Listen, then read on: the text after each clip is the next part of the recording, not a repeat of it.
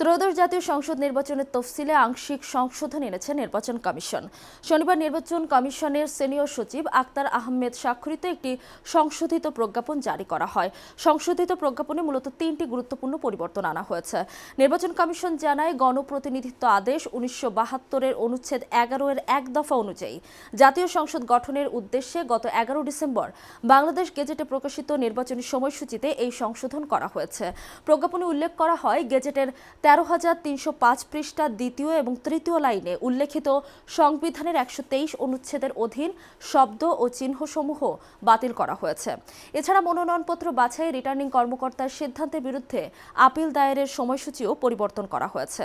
আগে নির্ধারিত 5 থেকে 11 জানুয়ারি সময়ের পরিবর্তে এখন আপিল দায়ের করা যাবে 5 থেকে 9 জানুয়ারি পর্যন্ত।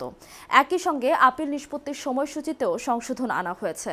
আগে নির্ধারিত 12 থেকে 18 জানুয়ারি সময়ের পরিবর্তে এখন আপিল নিষ্পত্তি হবে 10 থেকে 18 জানুয়ারি। নির্বাচন কমিশনের এই সংশোধনের মাধ্যমে নির্বাচনী কার্যক্রম আরও সুশৃঙ্খলভাবে পরিচালনা করা সম্ভব হবে বলে মনে করছেন সংশ্লিষ্টরা।